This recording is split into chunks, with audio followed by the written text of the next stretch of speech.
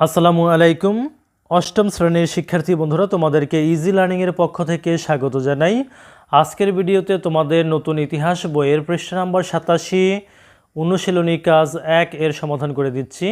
এখানে বলছে আমাদের সমাজে প্রচলিত রীতিনীতি ও মূল্যবোধ সম্পর্কে লিখতে। তো চলো আমরা একটি নমুনা উত্তর দিয়ে লিখে ফেলি। উত্তর: আমাদের সমাজে প্রচলিত রীতিনীতি ও মূল্যবোধ। 1. দেখা সাক্ষাতে সালাম দেওয়া অথবা নমস্কার জানানো। 2. দেখা সাক্ষাতে কুশলাদি বিনিময় করা। 3. অপরিচিত কাউকে আপনি বলে সম্বোধন করা। 4. জন্ম, বিয়ে, পদোন্নতি, পরীক্ষায় ভালো ফলাফল ইত্যাদি ভালো সংবাদ দেওয়ার সময় মিষ্টি খাওয়ানো। 5. কারো বাসায় বেড়াতে গেলে মিষ্টি বা ফলমূল নিয়ে যাওয়া। 6. অন্যের মতামতের প্রতি শ্রদ্ধাশীল থাকা। তো প্রিয় শিক্ষার্থী বন্ধুরা, যদি ভিডিওটি ভালো লাগে অবশ্যই শেয়ার করে দিবে।